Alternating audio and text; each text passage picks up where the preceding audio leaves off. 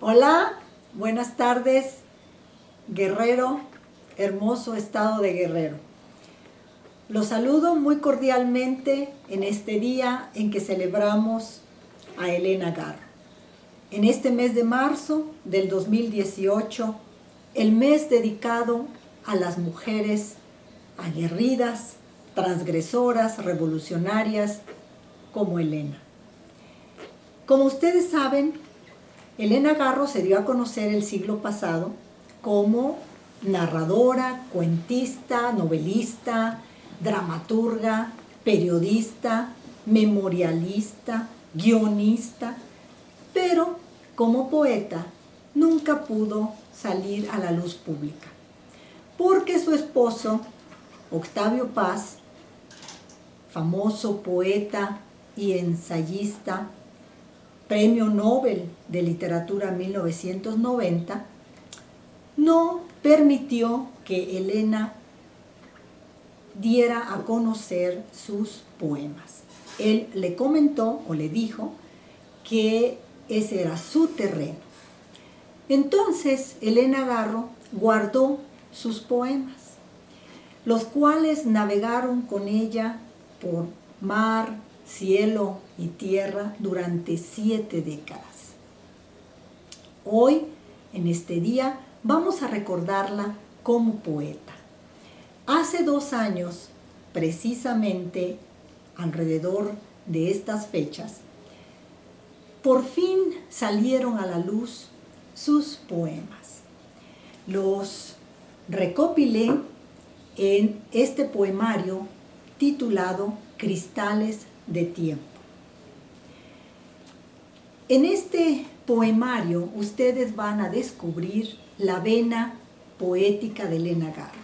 Ahora, toda la obra de Elena Garro sabemos nosotros que está conformada por un lenguaje sumamente lírico, muy singular, insólito, realmente una obra llena de imágenes, de símbolos, de metáforas que nos llenan de gran orgullo en nuestra literatura. Sin embargo, como la poesía es un género en sí, creo que definitivamente debemos también conocer a Elena Garro en su vena como poeta. Bueno, este poemario está dividido en 5 apartados. Y yo lo que quisiera hacer, en lugar de darles una cátedra sobre la poesía de Elena Garro, no es la intención, lo que yo quiero es acercarlos a la poesía de Elena, que ustedes la descubran, a instigarlos a que la lean. Y para ello he pensado que la mejor manera sería leerles un poema de cada una de estas secciones. Bueno, a grandes rasgos les puedo mencionar antes de pasar a la lectura que la poesía de Elena Garro es una poesía muy intimista, podríamos decir una poesía autobiográfica. Ya ustedes saben que toda la obra de Elena Garro nace de la vivencia, porque Elena, como Dostoyevsky o como Ortega y Gasset, consideraba que la literatura, el arte, nacía de la vivencia. Y bueno, por un lado sí, es una poesía muy intimista, pero también definitivamente es una poesía muy vanguardista, porque Elena Garro conoció de primera mano las vanguardias europeas en los años 40, 50, 60. Y bueno, porque además Elena Garro, como una mujer sumamente culta, es decir, una mujer que en cada uno de los géneros que ella abordó realmente llevó a cabo unas verdaderas innovaciones, ¿no? Revoluciones dentro tanto de la narrativa, de la dramaturgia y podríamos decir también dentro de la poesía. Bueno, entonces sin más que agregar, yo les quiero leer algunos de estos poemas. Bueno, la primera sección, o digamos el primer apartado, se titula La infancia en la memoria. Y de este apartado yo les voy a leer un poema que se titula El jardín. Aquí Elena Garro obviamente está haciendo referencia al jardín de su casa igualteca, esa casa en donde ella vivió lo que más tarde nombró como el hogar sólido, un hogar en donde ella fue feliz al lado de su padre, de su madre, sus hermanas, su hermano, primos, primas, tíos, tías y toda la comunidad igualteca.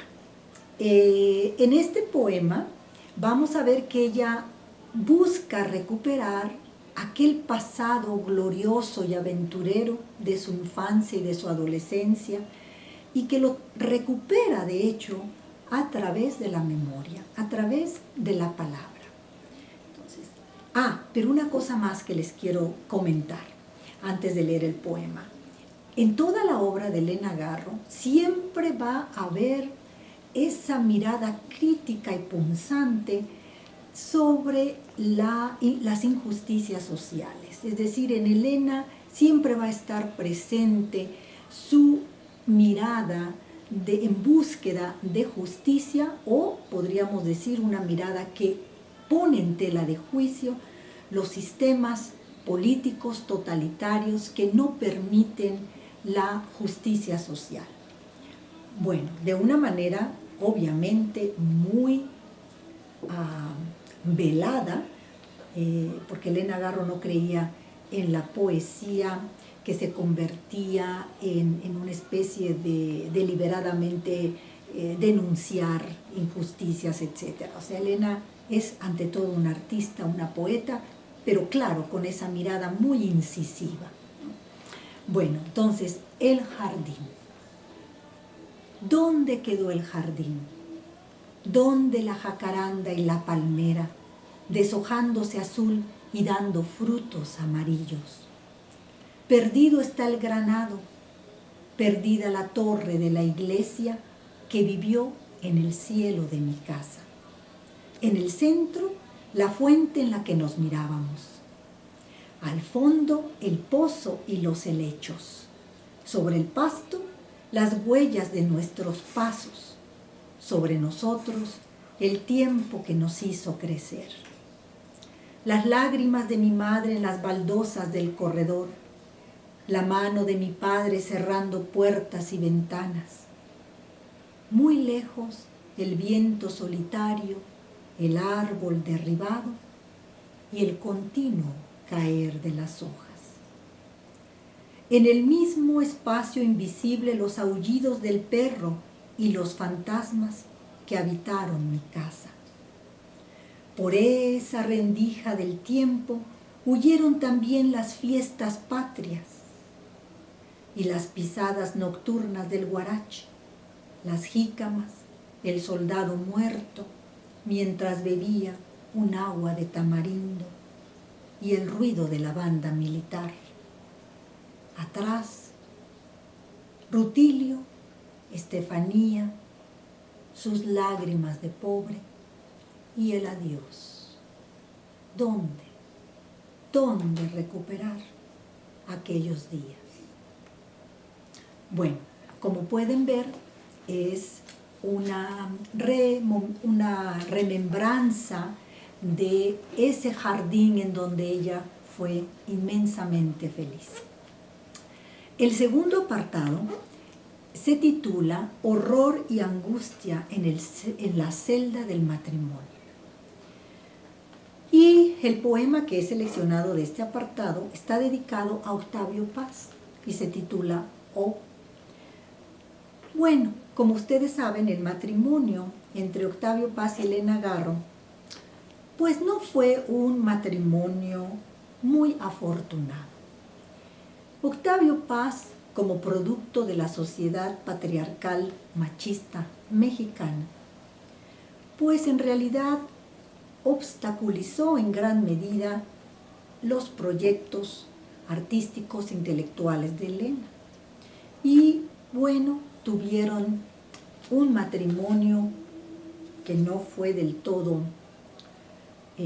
igualitario, y Elena Garro en este poema creo que sin más introducción, refleja esta relación de lo que ella llamó en una ocasión de esta pareja que en realidad nunca lo fue. Y se titula O. Todo el año es invierno junto a ti, rey Midas de la nieve. Huyó la golondrina escondida en el pelo. La lengua no produjo más ríos atravesando catedrales, ni eucaliptos en las torres. Huyó por la rendija la ola azul, en cuyo centro se mecía la paloma. El cielo blanco bajó para ahogar a los árboles. El lecho es el glaciar que devora los sueños. Surgió el puñal de hielo para cercenar minuciosamente la pequeña belleza que defiendo. El sol se aleja cada día más de mi órbita. Solo hay invierno junto a ti, amigo. Bueno, el tercer apartado se titula A mi sustituta en el tiempo. Ese es el título de uno de los poemas de esta sección. Esta sección es una sección en donde se compilan, se reúnen poemas con diferentes temáticas. Hay poemas dedicados a su madre, hay un poema, por ejemplo, a José Stalin, es un poema en donde Elena critica los gobiernos totalitarios, la autocracia de los sistemas políticos y, en fin. Y en este caso, el poema que quiero compartir con ustedes es un poema dedicado a su hija Elena, Elenita Paz. Este poema Elena lo escribió cuando vivían en París a finales de los años 40. Allá vivía la familia Paz Garro. Y el poema se titula Explicaciones a Elena en la montaña. En aquellos momentos su hija Elena era una niña pequeña de 5 o 6 años y como había dejado su país, México, aquí Elena entonces hace un recuento de una situación entre ella y su hija Elena. Pero desde mi punto de vista, en este poema, Elena Garro nos hace una serie de planteamientos que van más allá de una mera anécdota entre una madre y una hija, sino que hace un estudio sobre la historia de México, sobre la identidad mexicana. Y yo pienso que con este poema muy breve, un poema de escasos 8 versos, 2, 4, 6, 8, 9 versos, Elena Garro condensa la situación de México. Vamos a ver. Explicaciones a Elena en la montaña. Escribes de la montaña de los niños y pides que te diga cómo es tu país.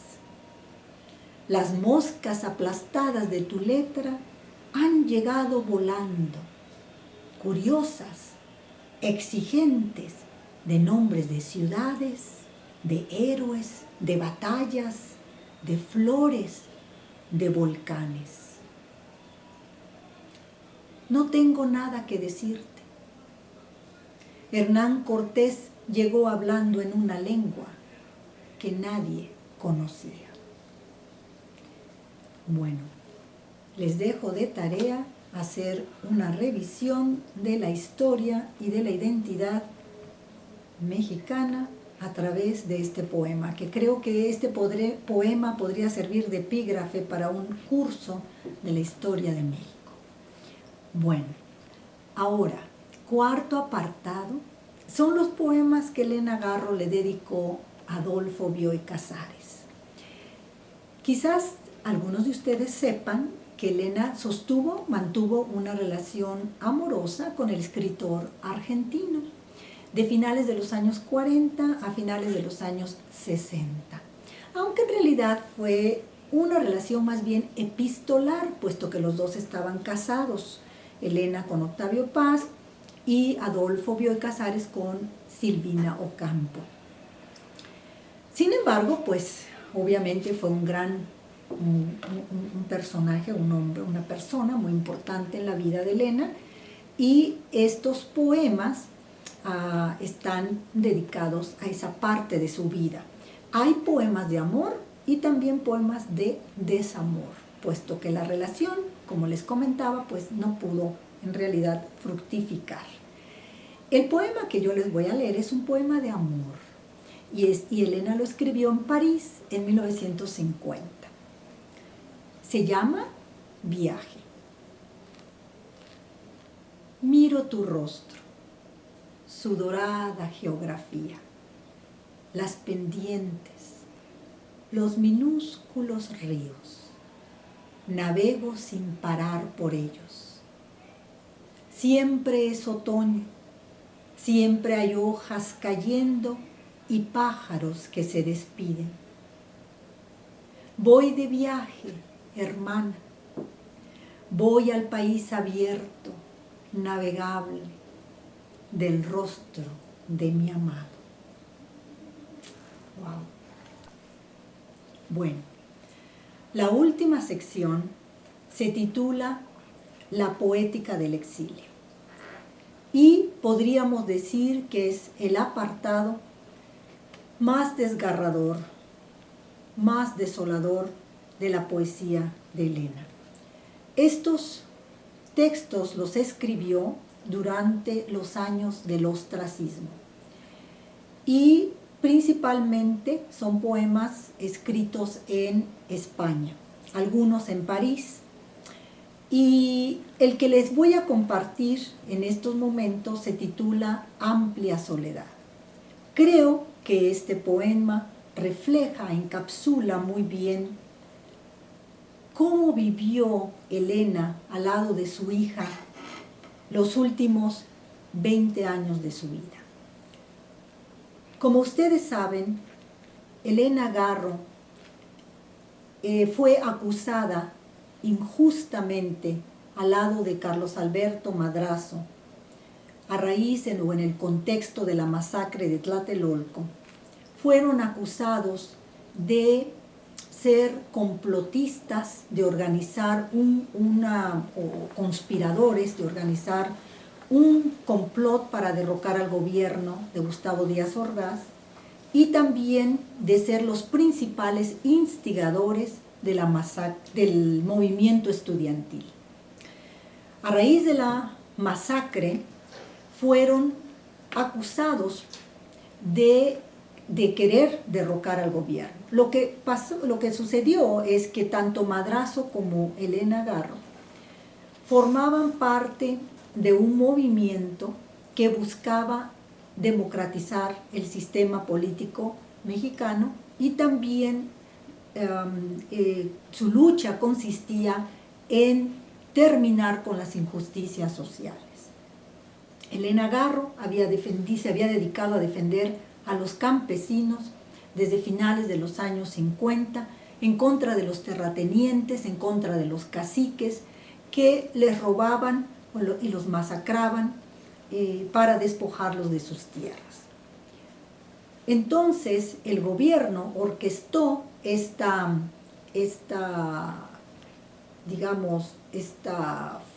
situación, ¿no?, de decir que ellos habían sido los instigadores del movimiento estudiantil para eliminarlos de la arena política en México.